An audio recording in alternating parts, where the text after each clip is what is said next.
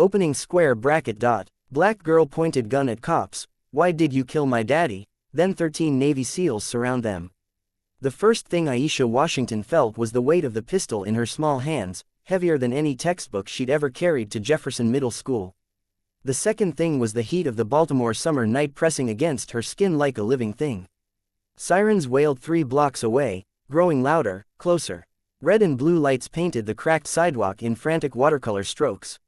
She was 12 years old, barefoot in her father's oversized Orioles t-shirt, standing over the body of Marcus Washington, shot 3 times in the chest by officers who claimed he reached for a weapon that turned out to be a cell phone. The officers were already retreating behind their cruisers, shouting commands she couldn't process through the ringing in her ears. Why did you kill my daddy? The words tore out of her throat raw and ragged, surprising even her. She didn't remember picking up the gun from the storm drain where it had skittered from her father's holster. He was off duty, walking home from the corner store with a half-gallon of milk for her cereal. The milk carton lay ruptured beside him, white bleeding into the asphalt like a surrender flag. One officer raised his service weapon. Drop it, kid, now. Aisha's finger trembled on the trigger. She didn't know how to shoot. She only knew the stories her father told, about pulling men from burning cars, about teaching kids to read in the community center basement, about the medal he never wore because real heroes don't need tin on their chest. She knew the hole in her world was bigger than any bullet could fill. The officer's partner keyed his radio. Shots fired, repeat, child with a firearm. Then the night shifted, not with more sirens, but with silence. A deliberate, practiced silence that swallowed the chaos. 13 figures emerged from the darkness between 2 row houses like ghosts given permission to walk. Black tactical gear, no insignia, faces obscured by balaclavas. Each carried a suppressed M4 carbine, but the muzzles stayed low, non-threatening. They moved in a crescent formation, fluid and synchronized, surrounding the cruisers without a word. The lead officer spun, weapon half raised. Federal agents, stand down. The tallest shadow, 6'4", maybe 6'5", lifted a gloved hand. His voice was calm, almost gentle, with a faint Carolina drawl. Easy, Officer Reynolds, we're not here for you. Aisha's breath hitched. She recognized that voice. She'd heard it every Saturday for 2 years, teaching self-defense at the rec center. Master Chief Elijah Grant, U.S. Navy SEAL, retired, or so everyone thought. He'd shown her how to break a wrist hold, how to use an attacker's weight against them. He'd bought her a strawberry milkshake the day she earned her yellow belt. Chief, she whispered. He didn't look at her yet. His eyes, visible through the balaclava's slit, were locked on the officers. Lower the weapon, Aisha, he said, soft enough that only she and the night could hear. Your dad taught you better than this. Tears blurred her vision. They killed him, I know. The 2 words carried a lifetime of grief. But you pull that trigger, you become the story they want. Not the one he raised. Behind him, the other 12 SEALs, some active, some long retired, formed a human wall between the police cruisers and the girl. One of them, a woman with a medic patch, knelt beside Marcus Washington, pressing 2 fingers to his neck, then shaking her head almost imperceptibly. Officer Reynolds tried again. You're interfering with. Negative, Elijah cut in.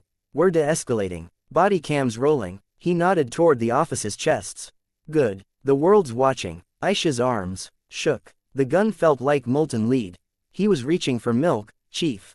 Milk. I believe you. Elijah finally turned to her. He removed the balaclava, revealing a face etched with salt and pepper stubble and eyes that had seen too many fathers die. Your daddy saved my life in Fallujah. Did he ever tell you that?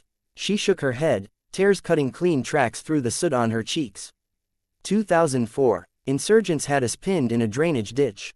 Marcus, your old man, was a hospital corpsman attached to our platoon. Took a round in the thigh dragging me out. Carried me 3 clicks to the medevac bird while singing, Ain't No Mountain High Enough, to keep me awake. Elijah's smile was small, sad. He had the worst voice in the Corps. Aisha's sob broke free, half laugh, half scream. Put the gun down, baby girl, he said. Let us carry him the rest of the way. The pistol slipped from her fingers, clattering to the pavement. The sound echoed like a church bell. Elijah caught her before her knees buckled, lifting her the way her father used to when she fell off her bike. She buried her face in his vest, inhaling gun oil and salt. Behind them, the medic, Petty Officer First Class Ramirez, covered Marcus Washington with a clean blanket from her kit. The other SEALs maintained their perimeter, a silent honor guard. Officer Reynolds lowered his weapon, uncertainty cracking his bravado. "We were told he had a gun." "Cell phone," Ramirez said without looking up. Samsung Galaxy, cracked screen, still in his right hand. "You want me to bag it for evidence?" The second officer, younger, pale, started to speak, then thought better of it. Elijah carried Aisha to the stoop of her row house, where neighbors had begun to gather, Miss Lorraine with her oxygen tank, Mr. Chen from the bodega, the twins from 3B clutching their mother's legs. He sat her down gently. "Your grandma's on her way," he said.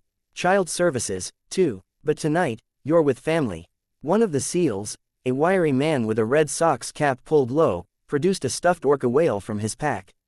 "Your dad won this for you at the Inner Harbor Arcade last summer," he said, voice thick.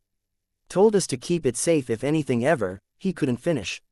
Aisha clutched the whale to her chest. Its plastic eye was missing, replaced with a Sharpie dot, her father's handiwork. The police radios crackled with new orders: stand down, await internal affairs, preserve the scene. The cruisers pulled back, leaving the street to the SEALs and the growing crowd of neighbors forming a candlelit vigil. Elijah knelt so they were eye level. "Marcus Washington was the best man I ever served with. He taught me that courage isn't the absence of fear, it's choosing who you're willing to die for. Tonight, he chose you." Aisha looked past him to the blanket-covered form. "What happens now?" "Now," Elijah glanced at his team, then back to her. "Now we make sure the truth doesn't die with him. Every camera phone in Baltimore is live streaming. The whole world's about to meet your daddy, the real one." He stood, offering his hand. "Come on, let's get you some water. Then we'll call your Aunt Denise in Toronto. She's already booked a flight." As they walked toward the ambulance lights, Aisha noticed something she hadn't before: each SEAL had removed their balaclava. 12 black faces, one Latino, one white, men and women who'd served in shadows now standing in the open. A statement without words. Miss Lorraine shuffled over, pressing a Tupperware of peach cobbler into Aisha's hands. "For later, baby, when your stomach remembers it's hungry." Mr. Chen added a bottle of orange soda. The twins offered crayon drawings of superheroes with her father's face. By the time the coroner arrived, the block had transformed into something between a wake and a revolution. Someone started singing, "Lean on Me." Others joined. The SEALs stood at attention, not as warriors now, but as witnesses. Aisha looked up at Elijah. "Will they arrest you?" He chuckled, the sound like gravel and honey. "They can try. Got a few admirals who owe me favors." His expression softened. "But this isn't about us, Aisha. It's about making sure no other little girl has to ask that question." She nodded, understanding more than her 12 years should allow. 3 months later, the officers were indicted. The cell phone video, captured by a teenager on the third-floor fire escape, went viral under the hashtag milk not bullets. The Department of Justice launched a pattern and practice investigation.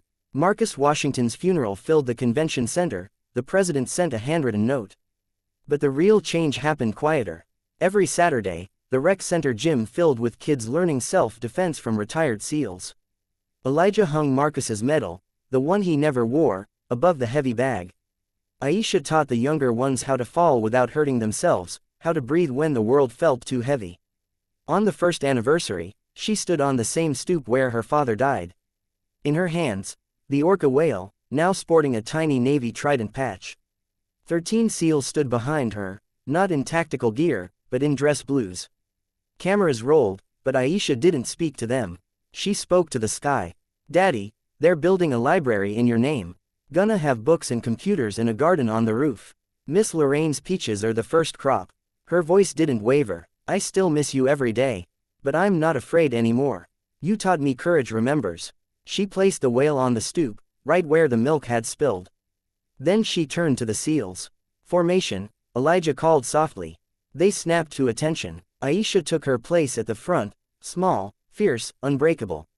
"Forward, march," she said. And together, they walked into the future her father had died to protect.